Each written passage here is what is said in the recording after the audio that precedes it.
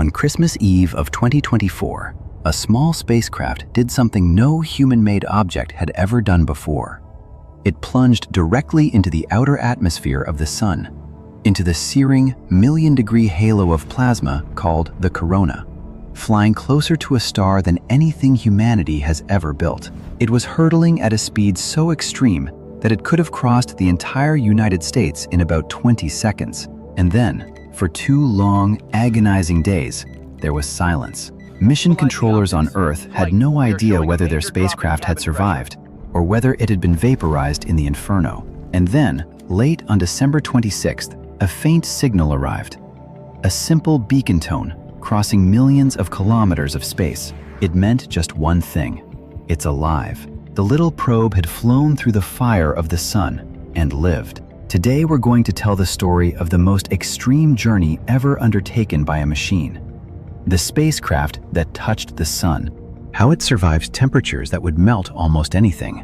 Why flying into a million-degree corona didn't simply destroy it.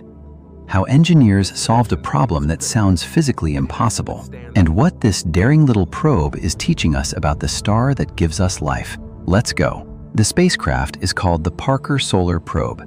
And from the very start, it was designed to do something that for decades seemed like science fiction: to fly into the Sun's atmosphere and study a star up close, from the inside. It was launched back in 2018, and it carries a name worth pausing on. It's named after a physicist who, in the 1950s, made a bold prediction: that the Sun constantly blows out a stream of charged particles in all directions, what we now call the solar wind. At the time, many scientists doubted him, but he turned out to be right.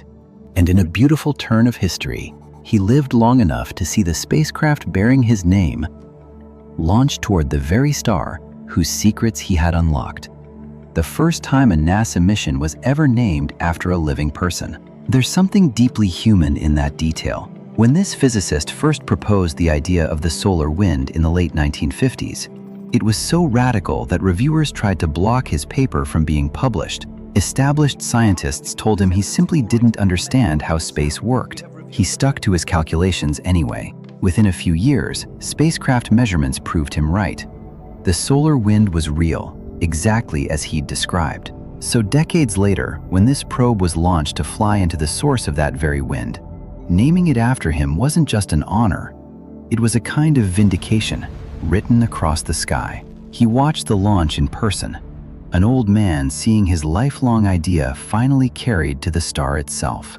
He passed away a few years later, but the machine that bears his name flies on, still chasing the wind he predicted. Now, here's the first thing that sounds backwards about this whole mission.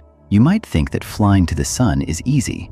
Just point your rocket at it and let the Sun's enormous gravity pull you in. But it's actually one of the hardest places in the entire solar system to reach. The reason is that the Earth, and everything on it, is moving sideways around the Sun incredibly fast, about 30 kilometers every second. To fall into the Sun, a spacecraft has to cancel out almost all of that sideways motion, and that takes a staggering amount of energy, far more than it takes to escape to the outer planets. Flying to the Sun is, paradoxically, harder than flying away from it. So how did engineers solve this?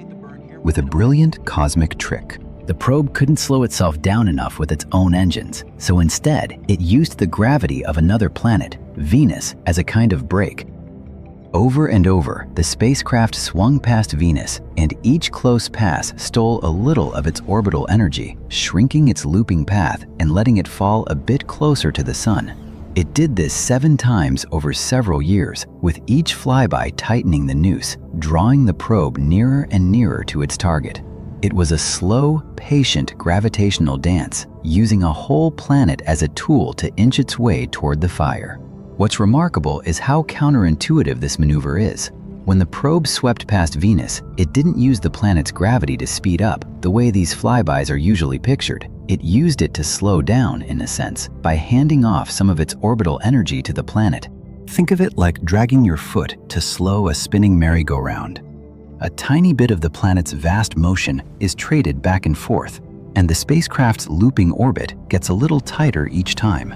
The final flyby came in late 2024, when the probe skimmed astonishingly close to Venus, within a few hundred kilometers of its surface, to set up the record-breaking dive that followed. 7 times the probe threaded this needle, each pass demanding pinpoint timing across millions of kilometers of empty space. Miss the planet by too much or too little, and the whole trajectory would be ruined. It was, in effect, a years-long game of cosmic billiards, with the sun itself as the final pocket. And step by step, it worked. With each orbit, the probe dipped closer to the sun than any spacecraft in history. Then, on that Christmas Eve in 2024, it reached its closest approach yet, just under 6 million kilometers from the sun's surface. That might still sound far, but in cosmic terms, it's astonishingly close. If you imagine the distance from the Earth to the sun as the length of a football field, the probe came within about the final 4 yards of the goal line. No object made by human hands had ever been that close to a star. This Christmas Eve record wasn't actually the first time the probe had brushed against the sun's atmosphere, though. It was the dramatic peak of a long, careful approach. Years earlier, back in 2021, the probe had already made history by crossing an invisible boundary that scientists call the edge of the solar atmosphere, the point beyond which the sun's outer layers no longer cling to it but stream away into space. The moment it passed inside that boundary, it became, officially, the first spacecraft in history to enter the corona, to actually fly within the atmosphere of the sun rather than just near it. From then on, with each tightening loop, it spent more and more time inside that searing environment, gathering data from a place no machine had ever been. The 2024 plunge was simply the deepest dive yet in a campaign of repeated, ever bolder descents into the fire. And it wasn't just close, it was fast. As the sun's immense gravity yanked it inward, the probe accelerated to a mind-bending speed, around 690,000 kilometers per hour. Let that sink in. That makes it, by far, the fastest object humans have ever built. Fast enough, as mentioned, to cross an entire continent in the time it takes to read a single sentence. At that velocity, you could circle the whole Earth in just a few minutes. Nothing we have ever made has moved so quickly. And as we'll see, that blistering speed isn't just a side effect, it's actually part of how the probe survives. To put that number in perspective, consider that a rifle bullet travels around 1 kilometer per second. This probe is moving close to 200 kilometers every second. It is roughly 100 times faster than the bullet. If it could somehow be pointed at the moon, it would cover the entire distance from the Earth to the moon in under half an hour. Even the fastest spacecraft that humanity sent to explore the outer planets, machines we think of as screaming through space, are tortoises by comparison. And the probe didn't burn fuel to reach this speed. It was the sun's own gravity, that bottomless gravitational well, that whipped it to such velocity as it fell inward. The closer it falls, the faster it goes, like a stone dropping into an impossibly deep pit. The probe is, quite simply, the fastest thing our species has ever created. And it earned that title not by pushing harder, but by falling toward the most massive object in our corner of the universe. But now we come to the real heart of the mystery, the part that sounds genuinely impossible. The sun's corona, the outer atmosphere the probe flew through, is unimaginably hot. While the visible surface of the sun is already thousands of degrees, the corona above it is even more extreme, reaching temperatures of over 1 million degrees. So the obvious question is, how on earth did a spacecraft fly through a place that's over 1 million degrees hot without instantly being vaporized? It seems to defy all logic. The answer is one of the most beautiful pieces of physics in this whole story, and it comes down to a crucial difference between two things we usually treat as the same: temperature and heat. They are not the same thing. Temperature measures how fast individual particles are moving. Heat is about how much total energy actually transfers to an object. Now, the corona is indeed made of particles moving at ferocious million-degree speeds. But, and this is the key, the corona is also incredibly thin, a near vacuum. The particles are spread out so sparsely that there are very few of them to actually touch the spacecraft and dump their energy into it. Think of it like this. Stick your hand into a hot oven for a moment and you're fine. The air inside is hundreds of degrees, but it's thin, so it transfers little heat to your skin. But touch the metal rack inside that same oven and you'll get burned instantly. Because the dense metal delivers its heat into your hand far more efficiently. The corona is like that thin oven air, just cranked up to extremes. Its particles are blisteringly hot in terms of speed, but there are so few of them that the actual heat they deliver to the spacecraft is survivable. So the probe isn't plunging into a dense furnace that would melt it in an instant. It's racing through a wispy, super hot, near-empty haze. That distinction is the difference between mission success and instant destruction. That said, the spacecraft still faces brutal conditions. Not so much from the thin corona, but from the raw, blazing sunlight pouring onto it at point-blank range. This close to the sun, the intensity of that sunlight is overwhelming. And to survive it, the probe relies on one ingenious piece of engineering: its heat shield. The shield is a marvel of simplicity and cleverness. It's a disc a couple of meters across, but surprisingly thin, only about 11 centimeters thick. It's made of a special carbon material with a foam core, so it's mostly empty space, incredibly light, yet able to withstand staggering heat. The front face of this shield, pointed directly at the sun, glows at temperatures hot enough to melt steel, roughly 1,000 degrees or more. And yet, just behind it, in the shield's shadow, the spacecraft's delicate instruments sit at close to comfortable room temperature. The entire survival strategy is, in essence, to hide.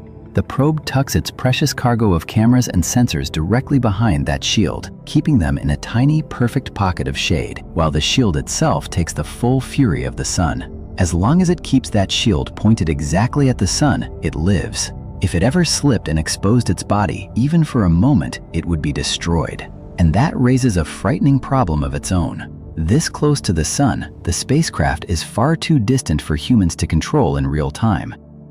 A radio command from Earth takes many minutes to arrive, far too slow to correct anything in an emergency. So the probe has to protect itself entirely on its own, with no help from the ground. It carries special sensors that constantly check whether any sliver of sunlight is sneaking past the edges of the shield onto its body.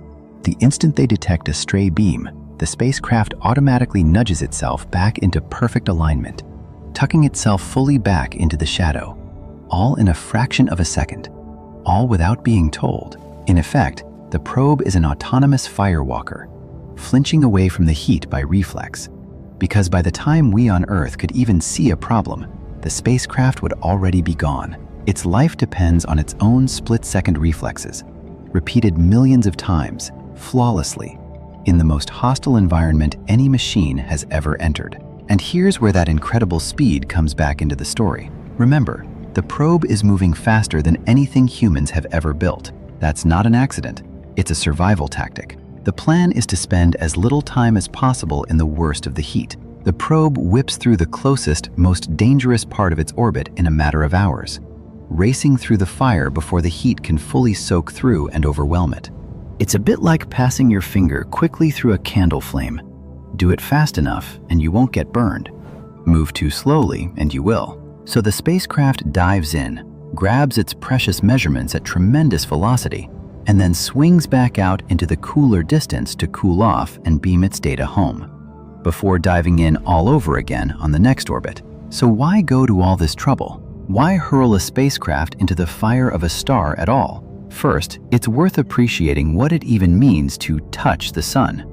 Because the sun isn't a solid ball with a clean surface like the Earth. It's a giant sphere of glowing gas and plasma. And it doesn't end at a sharp edge.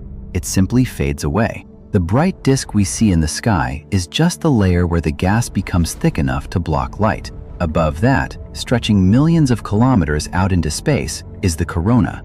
That faint, ghostly halo you can glimpse during a total solar eclipse. So when the probe flew into the sun, it didn't hit anything.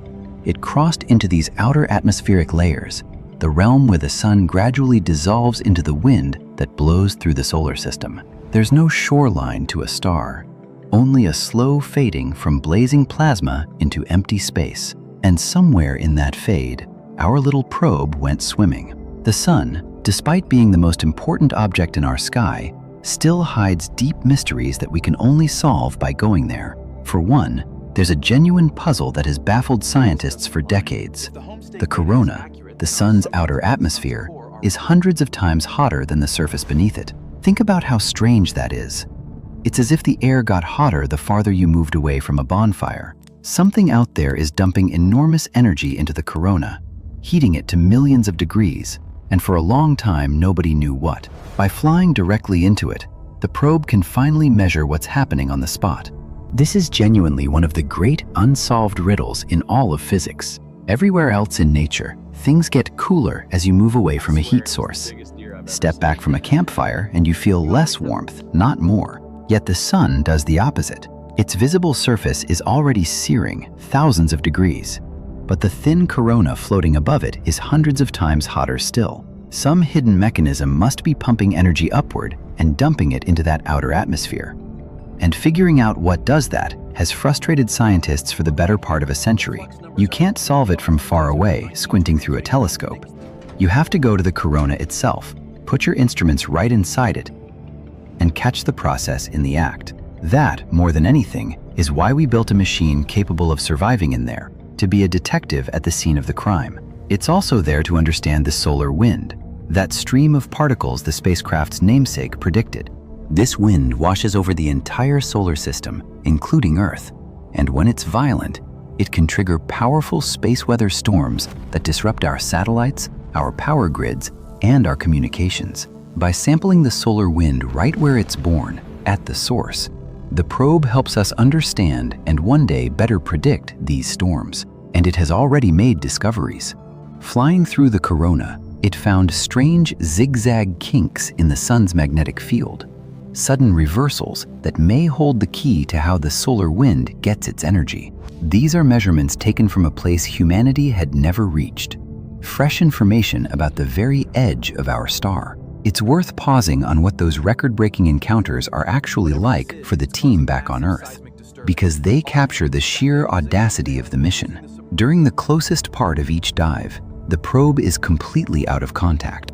It's too busy surviving, turned to keep its shield aimed at the sun, racing through the corona to talk to us. And the sun's own roar of radiation would drown out any signal anyway. So mission controllers simply have to wait, blind, for days, not knowing whether their spacecraft is intact or has been torn apart. After the historic 2024 plunge, that silence stretched on until a prearranged signal finally arrived. Just a simple beacon tone, a bare electronic heartbeat carrying no data at all, meaning only one thing: I'm still here. The detailed scientific measurements came later, but in that moment, that single tone was everything. And this is no longer a one-time stunt. The probe has returned to that same record-setting distance again and again on later orbits, each time matching its closest approach and its blistering top speed, repeatedly going where nothing had survived before. The achievement was honored with one of aviation and spaceflight's most prestigious awards.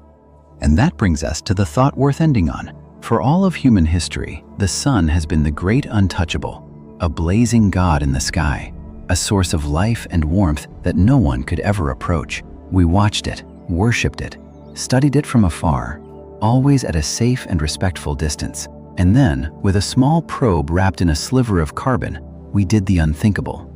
We reached out and touched it. We sent a piece of ourselves into the atmosphere of a star and pulled back knowledge no one had ever held. Think about what that represents. A species that began by huddling around fires for warmth has now flown a machine of its own making directly into the fire of the sun and brought it back alive. The little probe is still out there, still circling, still diving again and again into the furnace to whisper its secrets back to us across the dark. We have, at long last, touched the sun. And in doing so, we proved that almost nothing in this universe is truly beyond our reach.